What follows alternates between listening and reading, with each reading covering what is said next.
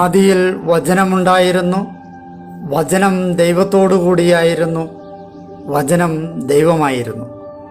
അവൻ ആദിയിൽ ദൈവത്തോടു കൂടിയായിരുന്നു. സമസ്തവും അവനിലൂടെ ഉണ്ടായി, ഒന്നും അവനെ കൂടാതെ ഉണ്ടായിട്ടില്ല.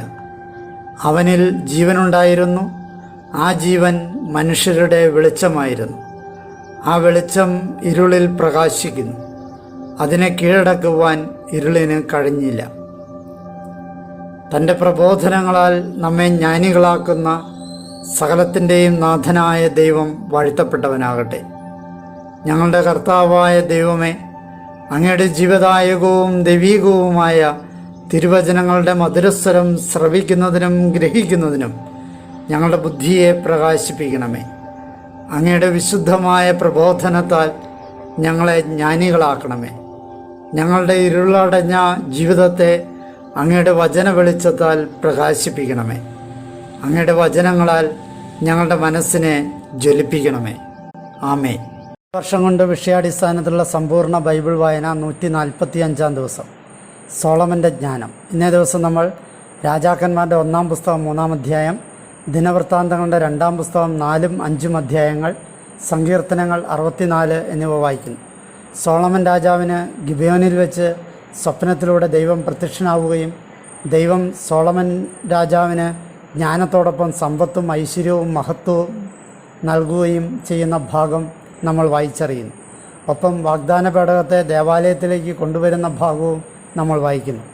ചോദിക്കേണ്ടത് ചോദിച്ചാൽ ചോദിക്കാത്തത് കൂടി ദൈവം തരും എന്ന പാഠം ഇന്നത്തെ ദിവസത്തെ തിരുവചനം നമുക്ക് പ്രദാനം ചെയ്യുന്നു. രാജാക്കന്മാരുടെ 1-ാം പുസ്തകം 3-ാം അധ്യായം. സോളമൻ്റെ ജ്ഞാനം. സോളമൻ ഈജിപ്തിലെ രാജാവായ ഫറവോയുടെ മകളെ വിവാഹം ചെയ്ത് ഫറവോയുടെ മരുമകനായി. തൻ്റെ കൊട്ടാരവും കർത്താവിൻ്റെ ആലയവും ജെറൂസലേമിന് ചുറ്റുമുള്ള മതിലും പണിയുന്നത് പൂർത്തിയാകുന്നതുവരെ അവൻ അവളെ ദാവീദിൻ്റെ നഗരത്തിൽ കൊണ്ടുചെന്നാക്കി. പൂജാഗിരികളിൽ മാത്രമേ ജനം ബലിയർപ്പിച്ചിരുന്നുള്ളൂ. കാരണം കർത്താവിൻ്റെ നാമത്തിന് ഒരാലയം അക്കാലം വരെ നിർമ്മിക്കപ്പെട്ടിരുന്നില്ല. സോളമൻ തൻ്റെ പിതാവായ ദാവീദിൻ്റെ ചട്ടങ്ങളിൽ വ്യാപരിച്ചുകൊണ്ട് കർത്താവിനെ സ്നേഹിച്ചു. എന്നാൽ പൂജാഗിരികളിലാണ് അവൻ ബലിയർപ്പിക്കുകയും ധൂപമർപ്പിക്കുകയും ചെയ്തിരുന്നതെന്ന് മാത്രം. ഒരിക്കൽ രാജാവ് ഗിബെയോനിലേക്ക് ബലിയർപ്പിക്കാൻ പോയി. എന്തെന്നാൽ അത് പ്രധാന പൂജാഗിരിയായിരുന്നു. അവിടെ ആ ബലിപീഠത്തിൽ സോളമൻ 1000 ഹോമയാഗങ്ങൾ അർപ്പിച്ചിട്ടുണ്ടായിരുന്നു. ഗിബെയോനിൽ വെച്ച് രാത്രി കർത്താവ് സ്വപ്നത്തിൽ സോളമന് പ്രത്യക്ഷനായി. ദൈവം അരുളി ചെയ്തു, ഞാൻ നിനക്ക് എന്തു തരണമെന്ന് ചോദിച്ചു കൊള്ളുക. സോളമൻ പറഞ്ഞു, എൻ്റെ പിതാവും അങ്ങയുടെ ദാസനുമായ ദാവീദ് അവിടുത്തെ മുമ്പിൽ സത്യത്തിലും നീതിയിലും പരമാർത്ഥ ഹൃദയത്തോടെയും അങ്ങയോടൊപ്പം വ്യാപരിച്ചതിനാൽ വലിയ കാരുണ്യമാണ് അങ്ങ് അവനോട് കാണിച്ചിട്ടുള്ളത്. ഇന്നത്തേതുപോലെ അവൻ്റെ സിംഹാസനത്തിൽ ഉപവിഷ്ടനായിരിക്കുന്ന ഒരു മകനെ നൽകിക്കൊണ്ട് അങ്ങ് ഈ വലിയ കാരുണ്യം അവനു വേണ്ടി കാത്തു സൂക്ഷിച്ചു. ആകയാൽ എൻ്റെ ദൈവമായ കർത്താവെ, എൻ്റെ പിതാവായ ദാവീദിൻ്റെ സ്ഥാനത്ത് അങ്ങയുടെ ദാസനെ ഇപ്പോൾ അങ്ങ് രാജാവാക്കിയിരിക്കുകയാണല്ലോ. ഞാനാകട്ടെ ചെറുപ്പക്കാരനാണ്, എനിക്ക് പരിചയസമ്പത്തില്ല. അങ്ങ് തിരഞ്ഞെടുത്ത അങ്ങയുടെ ജനത്തിൻ്റെ വലിപ്പം മൂലം തിട്ടപ്പെടുത്താനാകാത്തതും എണ്ണപ്പെടാനാകാത്തതുമായ ഒരു വലിയ ജനത്തിൻ്റെ മധ്യത്തിലാണ് അങ്ങയുടെ ദാസൻ. അങ്ങയുടെ ഈ മഹാജനത്തെ ന്യായം വിധിക്കാൻ ആർക്ക് സാധിക്കും? ആകയാൽ നന്മയും തിന്മയും തമ്മിൽ വിവേചിച്ചറിഞ്ഞ് അങ്ങയുടെ ജനത്തെ ന്യായം വിധിക്കുന്നതിന് ശ്രവിക്കുന്ന ഒരു ഹൃദയം അങ്ങയുടെ ദാസന് നൽകണം. സോളമൻ ഇക്കാര്യം ചോദിച്ചതുകൊണ്ട് ഈ വചനം നാഥൻ്റെ ദൃഷ്ടികളിൽ പ്രീതികരമായി. ദൈവം അവനോട് അരുൾ ചെയ്തു, നീ നിനക്ക് വേണ്ടി ദീർഘായുസ് ചോദിച്ചില്ല, നീ നിനക്ക് വേണ്ടി സമ്പത്ത് ചോദിച്ചില്ല, നീ നിനക്ക് വേണ്ടി നിൻ്റെ ശത്രുക്കളുടെ ജീവൻ ചോദിച്ചില്ല. പ്രത്യുത ന്യായം കേൾക്കുന്നതിന് വിവേകമാണ് നീ ആവശ്യപ്പെട്ടത്. നീ ഇക്കാര്യം ചോദിച്ചതുകൊണ്ട് ഇതാ നിൻ്റെ വാക്കുകൾക്കനുസൃതം ഞാൻ വർത്തിച്ചിരിക്കുന്നു. നിനക്ക് മുമ്പ് നിന്നെപ്പോലെ ഒരാൾക്കും ഉണ്ടായിട്ടില്ലാത്ത വിധം, നിനക്ക് ശേഷം നിന്നെപ്പോലെ ഒരാളും ഉയരുകയില്ലാത്ത വിധം ജ്ഞാനമുള്ള ഹൃദയവും വിവേകവും ഞാനിതാ നിനക്ക് തരുന്നു. മാത്രമല്ല നീ ചോദിക്കാത്തവ കൂടി, അതായത് സമ്പത്തും പ്രശസ്തിയും ഞാൻ നിനക്ക് തരുന്നു. ഇക്കാര്യത്തിൽ നിൻ്റെ ജീവിതകാലത്തൊരിക്കലും രാജാക്കന്മാരിൽ ഒരാളും നിന്നെപ്പോലെ ആയിരിക്കുകയില്ല. നിൻ്റെ പിതാവായ ദാവീദ് ചരിച്ചതുപോലെ എൻ്റെ നിയമങ്ങളും ചട്ടങ്ങളും പാലിച്ച് എൻ്റെ മാർഗത്തിൽ നീ ചരിച്ചാൽ നിൻ്റെ ദിവസങ്ങൾ ഞാൻ ദീർഘിപ്പിക്കും. സോളമൻ ഉണർന്നു. ഇതാ അതൊരു സ്വപ്നമായിരുന്നു. അവൻ ജെറൂസലേമിലെത്തി. കർത്താവിൻ്റെ ഉടമ്പടി പേടകത്തിൻ്റെ മുമ്പിൽ നിന്നുകൊണ്ട് ഹോമയാഗങ്ങൾ അർപ്പിക്കുകയും സമാധാന ബലികൾ നിവേദിക്കുകയും തൻ്റെ സേവകർക്കെല്ലാം വേണ്ടി വിരുന്നൊരുക്കുകയും ചെയ്തു. ഒരിക്കൽ വേശ്യകളായ 2 സ്ത്രീകൾ രാജാവിൻ്റെ പക്കൽ വന്ന് അവൻ്റെ മുമ്പിൽ നിന്നു. ഒന്നാമത്തെ സ്ത്രീ പറഞ്ഞു, എൻ്റെ യജമാനനെ, ഞാനും ഈ സ്ത്രീയും ഒരേ വീട്ടിൽ താമസിക്കുന്നു. ഇവളോടൊപ്പം വീട്ടിലായിരിക്കുമ്പോൾ ഞാനൊരു കുഞ്ഞിനെ പ്രസവിച്ചു. ഞാൻ പ്രസവിച്ചിട്ട് 3 ദിവസം കഴിഞ്ഞപ്പോൾ ഈ സ്ത്രീയും പ്രസവിച്ചു. ഞങ്ങൾ ഒന്നിച്ചായിരുന്നു. ഞങ്ങളെ കൂടാതെ അന്യരാരും വീട്ടിലുണ്ടായിരുന്നില്ല. വീട്ടിൽ ഞങ്ങൾ 2 പേരും മാത്രമായിരുന്നു. രാത്രിയിൽ ഈ സ്ത്രീയുടെ പുത്രൻ മരിച്ചു. ഇവൾ അതിൻ്റെ മേൽ കിടന്നതാണ് കാരണം. അർദ്ധരാത്രിയിൽ അങ്ങയുടെ ദാസി ഉറക്കത്തിലായിരുന്നപ്പോൾ ഇവൾ എഴുന്നേറ്റ് എൻ്റെ മകനെ എൻ്റെ മാറിടത്തിൽ നിന്നെടുത്ത് അവനെ തൻ്റെ മാറിടത്തിൽ കിടത്തി. ഇവളുടെ മരിച്ച പുത്രനെ എൻ്റെ മാറിടത്തിലും കിടത്തി. ഞാൻ രാവിലെ എൻ്റെ പുത്രന് മുല കൊടുക്കാൻ എഴുന്നേറ്റപ്പോൾ ഇതാ അവൻ മരിച്ചിരിക്കുന്നു. പ്രഭാതത്തിലാണ് അതിനെക്കുറിച്ച് എനിക്കറിവുണ്ടായത്. ഇതാ ഞാൻ പ്രസവിച്ച എൻ്റെ പുത്രൻ ആയിരുന്നില്ല അത്. മറ്റേ സ്ത്രീ പറഞ്ഞു, തീർച്ചയായും അങ്ങനെയല്ല, ജീവനുള്ളത് എൻ്റെ കുഞ്ഞാണ്, നിൻ്റെ കുഞ്ഞാണ് മരിച്ചത്. ആദ്യത്തവൾ പറഞ്ഞു, അല്ല, തീർച്ചയായും മരിച്ചത് എൻ്റെ പുത്രനാണ്, എൻ്റെ പുത്രനാണ് ജീവനുള്ളത്. അങ്ങനെ അവർ രാജാവിൻ്റെ മുമ്പിൽ തർക്കിച്ചു. അപ്പോൾ രാജാവ് പറഞ്ഞു, ഒരുവൾ പറയുന്നു ജീവനുള്ളത് എൻ്റെ കുഞ്ഞാണ്, നിൻ്റെ പുത്രനാണ് മരിച്ചത്. മറ്റവൾ പറയുന്നു, തീർച്ചയായും അല്ല, നിൻ്റെ പുത്രനാണ് മരിച്ചത്, ജീവനുള്ളത് എൻ്റെ പുത്രനാണ്. ഒരു വാൾ കൊണ്ടുവരികയും രാജാവ് ആജ്ഞാപിച്ചു. രാജാവിൻ്റെ മുമ്പാകെ അവർ ഒരു വാൾ കൊണ്ടുവന്നു. രാജാവ് തുടർന്നു, ജീവനുള്ള കുഞ്ഞിനെ 2ആയി മുറിച്ച് ഒരു പകുതി ഒരുവൾക്കും ഒരു പകുതി മറ്റവൾക്കും കൊടുക്കുവിൻ. ജീവനുള്ള കുഞ്ഞ് ആരുടേതായിരുന്നോ ആ സ്ത്രീ രാജാവിനോട് തൻ്റെ കുഞ്ഞിനെ പ്രതി ഉള്ളുനീറി പറഞ്ഞു, എൻ്റെ യജമാനെ, ദയവായി ജീവനുള്ള കുഞ്ഞിനെ അവൾക്ക് കൊടുത്താലും അതിനെ ഒരു കാരണവശാലും കൊല്ലരുതേ. എന്നാൽ മറ്റവൾ പറഞ്ഞു, എനിക്കും നിനക്കും അത് ഇല്ലാതാകട്ടെ, നിങ്ങൾ മുറിച്ചുകൊള്ളുവിൻ. അപ്പോൾ രാജാവ് പ്രത്യുത്തരമായി പറഞ്ഞു, ജീവിക്കുന്ന കുഞ്ഞിനെ അവൾക്ക് കൊടുക്കുവിൻ, അതിനെ ഒരു കാരണവശാലും കൊല്ലരുത്, അവളാണ് അതിൻ്റെ അമ്മ. രാജാവ് വിധിച്ച ന്യായവിധി ഇസ്രായേൽക്കാർ മുഴുവനും കേട്ടു. വിധി നടത്താനുള്ള ദൈവിക ജ്ഞാനം അവനിലുണ്ടെന്ന് കണ്ട് രാജാവിനെക്കുറിച്ച് അവർക്ക് ഭയമുണ്ടായി. വൃത്താന്തങ്ങളുടെ 2-ാം പുസ്തകം 4-ാം അധ്യായം. അദ്ദേഹം ദേവാലയ ഉപകരണങ്ങൾ. അദ്ദേഹം ഒട്ടുബലിപീഠം പണിതു. അതിൻ്റെ നീളം 20 മുഴവും വീതി 20 മുഴവും ഉയരം 10 മുഴവുമായിരുന്നു. ഉരുക്കിയ ലോഹം കൊണ്ട് അവൻ വൃത്താകൃതിയിലുള്ള ഒരു ജലസംഭരണിയും ഉണ്ടാക്കി. അതിൻ്റെ വ്യാസം 10 മുഴവും ആഴം 5 മുഴവും ചുറ്റളവ് 30 മുഴവുമായിരുന്നു. അതിനു താഴെ ചുറ്റുമായി കാളകളുടെ രൂപങ്ങൾ. ജലസംഭരണിയുടെ ചുറ്റളവ് 10 മുഴമായിരുന്നു. അതിനെ ചുറ്റി ചേർത്തുരുക്കിയ ലോഹം കൊണ്ട് 2 നിര കാളകളുണ്ടായിരുന്നു. 12 കാളകളുടെ പുറത്താണ് അത് നിന്നിരുന്നത്. വടക്കോട്ട് തിരിഞ്ഞ് 3, പടിഞ്ഞാറോട്ട് തിരിഞ്ഞ് 3, തെക്കോട്ട് തിരിഞ്ഞ് 3, കിഴക്കോട്ട് തിരിഞ്ഞ് 3 ജലസംഭരണി അവയുടെ മുകളിൽ തുറന്നിരുന്നു. അവയുടെ ബാക്കി ഭാഗം അകത്തേക്കും. അതിൻ്റെ വക്കിന് ഒരു കൈപ്പത്തി ഖനം. പാനപാത്രത്തിൻ്റെ വക്കിൻ്റെ പണി പോലെ, അതായത് ലില്ലിപ്പൂ പോലെയായിരുന്നു അത് 3000 ബത്ത് അളവ് കൊള്ളുന്നതായിരുന്നു. അവൻ 10 ക്ഷാളനപാത്രങ്ങളുണ്ടാക്കി. ഹോമയാഗത്തിനുള്ള വസ്തുക്കൾ അവയിൽ കഴുകാനായി 5 എണ്ണം വലത്തുവശത്തും 5 എണ്ണം ഇടത്തുവശത്തും വെച്ചു. അവർ അവയിൽ കഴുകിയിരുന്നു. പുരോഹിതന്മാർക്ക് കഴുകാനുള്ളതായിരുന്നു ജലസംഭരണി. വിധിപ്രകാരം അവൻ 10 പൊൻവിളക്കുകാലുകൾ നിർമ്മിച്ച് 5 എണ്ണം അകത്തളത്തിൽ വലത്തുനിന്നും 5 എണ്ണം ഇടത്തുനിന്നും വെച്ചു. അവൻ 10 മേശകളുണ്ടാക്കി 5 എണ്ണം അകത്തളങ്ങളിൽ വലത്തുനിന്നും 5 എണ്ണം ഇടത്തുനിന്നും ക്രമീകരിച്ചു. 100 സ്വർണ്ണത്താലങ്ങളും അവൻ ഉണ്ടാക്കി. അവൻ പുരോഹിതന്മാർക്കുള്ള അങ്കണവും വലിയ ആവൃതിയും പണിത് ആവൃതിയുടെ വാതിലുകളും അവയുടെ കതകുകളും ഓടുപൊതിഞ്ഞു. അവൻ ജലസംഭരണി വലത്തുഭാഗത്ത് തെക്ക് കിഴക്കായി സ്ഥാപിച്ചു. കലങ്ങൾ, കോരികൾ, തളികകൾ എന്നിവയും ഹീരാമുണ്ടാക്കി.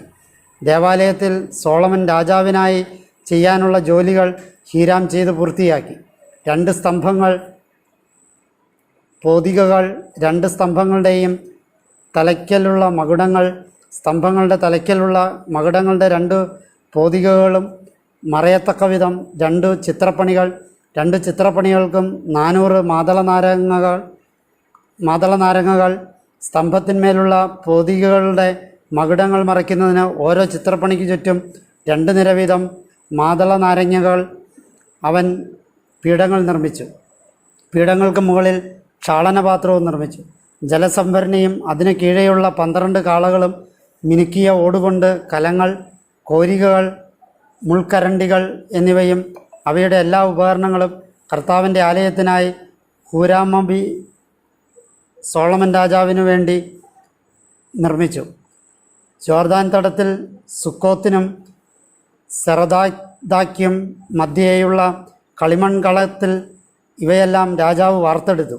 സോളമൻ ഈ ഉപകരണങ്ങൾ വളരെയധികം ഉണ്ടാക്കിയതിനാൽ അതിനു വേണ്ടി വന്ന ഓടിൻ്റെ തൂക്കം തിട്ടപ്പെടുത്തിയില്ല. അങ്ങനെ സോളമൻ ദേവാലയത്തിനുള്ള എല്ലാ ഉപകരണങ്ങളും നിർമ്മിച്ചു. സ്വർണ്ണബലിപീഠം, തിരുസാന്നിധ്യപ്പം വയ്ക്കാനുള്ള മേശകൾ, ശ്രീകോവിലിന് മുമ്പിൽ ക്രമപ്രകാരം കത്തിക്കാനുള്ള ശുദ്ധ സ്വർണത്തിൻ്റെ വിളക്കുകളും വിളക്കുകാലുകളും, സ്വർണത്തിൻ്റെ അതായത് ശുദ്ധ സ്വർണത്തിൻ്റെ പൂക്കൾ, വിളക്കുകൾ, ചവണകൾ എന്നിവ, ശുദ്ധ സ്വർണം കൊണ്ട് കത്രികകൾ, ക്ഷാളനപാത്രങ്ങൾ, ധൂപകലശകൾ, തീക്കോരികകൾ എന്നിവ. ആലയത്തിൻ്റെ കവാടവും അതിൻ്റെ കതകുകളും അതിവിശുദ്ധ സ്ഥലത്തിൻ്റെ ഉൾഭാഗവും ആലയത്തിൻ്റെ നടുത്തളത്തിൻ്റെ കതകുകളും സ്വർണമായിരുന്നു. വൃത്താന്തങ്ങളുടെ 2-ാം പുസ്തകം 5-ാം അധ്യായം. അങ്ങനെ കർത്താവിൻ്റെ ആലയത്തിനു വേണ്ടി സോളമൻ ചെയ്ത ഓരോ പണിയും പൂർത്തിയായി. അനന്തരം സോളമൻ തൻ്റെ പിതാവായ ദാവീദിൻ്റെ കാണിക്ക വസ്തുക്കൾ, അതായത് വെള്ളിയും സ്വർണവും മറ്റെല്ലാ ഉപകരണങ്ങളും കൊണ്ടുവന്ന് ദേവാലയ ഭണ്ഡാരങ്ങളിൽ നിക്ഷേപിച്ചു. പേടകം ദേവാലയത്തിൽ. തുടർന്ന് കർത്താവിൻ്റെ ഉടമ്പടിയുടെ പേടകം ദാവീദിൻ്റെ നഗരമായ സിയോനിൽ നിന്ന് കൊണ്ടുവരാൻ ഇസ്രായേൽ ശ്രേഷ്ഠന്മാരെയും ഗോത്രത്തലവന്മാരായ ഇസ്രായേലിലെ പിതാക്കന്മാരുടെ എല്ലാ നേതാക്കന്മാരെയും സോളമൻ ജെറൂസലേമിലേക്ക് വിളിച്ചു വരുത്തി. ഉത്സവത്തിൽ ഇസ്രായേലിലെ പുരുഷന്മാരെല്ലാം രാജാവിൻ്റെ പക്കൽ സമ്മേളിച്ചു. അത് 7-ാം മാസമായിരുന്നു. ഇസ്രായേലിൻ്റെ ശ്രേഷ്ഠന്മാരെല്ലാവരും വന്നു കഴിഞ്ഞപ്പോൾ ലേവായർ പേടകമെടുത്തു. പേടകവും സമാഗമ കൂടാരവും കൂടാരത്തിലുണ്ടായിരുന്ന എല്ലാ വിശുദ്ധ ഉപകരണങ്ങളും അവർ എടുത്തുകൊണ്ടുവന്നു. ലേവായ പുരോഹിതന്മാരാണ് അവ വഹിച്ചത്. സോളമൻ രാജാവും അവൻ്റെ സവിധെ പേടകത്തിനു മുമ്പിൽ ഒന്നിച്ചുകൂടിയ ഇസ്രായേൽ സമൂഹം മുഴുവനും എണ്ണാനും കണക്കാക്കപ്പെടാനും കഴിയാത്ത വിധം അത്രയേറെ ആടുകളെയും കാളകളെയും ബലി കഴിച്ചുകൊണ്ടിരുന്നു. പുരോഹിതന്മാർ കർത്താവിൻ്റെ ഉടമ്പടി പേടകം അതിൻ്റെ സ്ഥലമായ ആലയത്തിൻ്റെ ശ്രീകോവിലിൽ അതിവിശുദ്ധ സ്ഥലത്ത് കെരൂബുകളുടെ ചിറകുകളുടെ കീഴിലേക്ക് കൊണ്ടുചെന്ന് വെച്ചു. കെരൂബുകൾ പേടകത്തിൻ്റെ സ്ഥലത്തിനു മുകളിൽ ചിറകുകൾ വിടർത്തി നിന്നു. അങ്ങനെ കെരൂബുകൾ പേടകത്തെയും അതിൻ്റെ തണ്ടുകളെയും മുകളിൽ നിന്ന് മൂടിയിരുന്നു. തണ്ടുകൾക്ക് നീളമുണ്ടായിരുന്നതിനാൽ പേടകത്തിൽ നിന്നുള്ള ദണ്ടുകളുടെ അഗ്രങ്ങൾ ശ്രീകോവിലിൻ്റെ മുമ്പിൽ ദൃശ്യമായിരുന്നു, എങ്കിലും പുറത്ത് ദൃശ്യമായിരുന്നില്ല. ഇന്നുവരെ അവ അവിടെയുണ്ട്. ഇസ്രായേല്യർ ഈജിപ്തിൽ നിന്ന് പുറപ്പെട്ടു വന്നപ്പോൾ കർത്താവ് അവരുമായി ഉടമ്പടി ചെയ്ത ഇടമായ ഹോറബിൽ വെച്ച് മോശ നിക്ഷേപിച്ച 2 ഫലകങ്ങളല്ലാതെ മറ്റൊന്നും പേടകത്തിലുണ്ടായിരുന്നില്ല. പുരോഹിതന്മാർ വിശുദ്ധ സ്ഥലത്ത് നിന്ന് പുറത്തു വന്നപ്പോൾ സന്നിഹിതരായിരുന്ന എല്ലാ പുരോഹിതന്മാരും ശുശ്രൂഷയ്ക്കുള്ള ഗണഭേദമില്ലാതെ തങ്ങളെ തന്നെ ശുദ്ധീകരിച്ചിരുന്നു. എല്ലാ ലേവായ ഗായകരും ആസഫ്, ഹേമാൻ, യദുദ്ധൂൻ എന്നിവരും അവരുടെ പുത്രന്മാരും സഹോദരരും നേരിയ ചണവസ്ത്രം ധരിച്ച് കൈത്താളങ്ങളും വീണകളും കിന്നരങ്ങളുമായി ബലിപീഠത്തിന് കിഴക്ക് നിന്നു. കാഹളം ഊതിക്കൊണ്ടിരുന്ന 120 പുരോഹിതന്മാരും അവരോടൊപ്പം ഉണ്ടായിരുന്നു. കർത്താവിനെ സ്തുതിക്കുന്നതിനും കൃതജ്ഞതയർപ്പിക്കുന്നതിനുമായി ഏകസ്വരം കേൾപ്പിക്കുന്നതിന് കാഹളമൂത്തുകാർക്കും ഗായകർക്കും ഒന്നുപോലെ കടമയുണ്ടായിരുന്നു. അവർ കാഹളങ്ങൾ കൊണ്ടും കൈത്താളങ്ങൾ കൊണ്ടും സംഗീതോപകരണങ്ങൾ കൊണ്ടും അവിടുന്ന് തീർച്ചയായും നല്ലവനാണ്, എന്തെന്നാൽ അവിടുത്തെ കാരുണ്യം ശാശ്വതമാണ് എന്ന കർത്തൃസ്തുതി കൊണ്ടും സ്വരമുയർത്തിയപ്പോൾ ആലയം കർത്തൃഭവനം ഒരു മേഘത്താൽ നിറഞ്ഞു. മേഘം മൂലം ശുശ്രൂഷയ്ക്കായി നിൽക്കുന്നതിന് പുരോഹിതന്മാർക്ക് സാധിച്ചില്ല. കാരണം കർത്താവിൻ്റെ മഹത്വം ദേവാലയത്തിൽ നിറഞ്ഞു നിന്നിരുന്നു. സങ്കീർത്തനങ്ങൾ 64. കുടിലബുദ്ധിയെ തകർക്കണമേ. ഗായക നേതാവിന് ദാവീദിൻ്റെ കീർത്തനം. ദൈവമേ, എൻ്റെ ആവലാതിയിലെ സ്വരം കേൾക്കണമേ. ശത്രുഭയത്തിൽ നിന്ന് എൻ്റെ ജീവൻ കാത്തു സൂക്ഷിക്കണമേ. ദുർവൃത്തരുടെ ആലോചനകളിൽ നിന്നും ദുഷ്കർമ്മികളുടെ തന്ത്രത്തിൽ നിന്നും എന്നെ മറയ്ക്കണമേ. അവർ തങ്ങളുടെ നാവ് വാൾ പോലെ മൂർച്ചയുള്ളതാക്കുന്നു. തങ്ങളുടെ പുരുഷവചനമാകുന്ന അസ്ത്രം അവർ തൊടുക്കുന്നു. നിർദോഷനെ ഒളിയിടങ്ങളിൽ എയ്യാൻ തന്നെ അവർ ഭയമന്യേ അവനെ പെട്ടെന്ന് എയ്യുന്നു.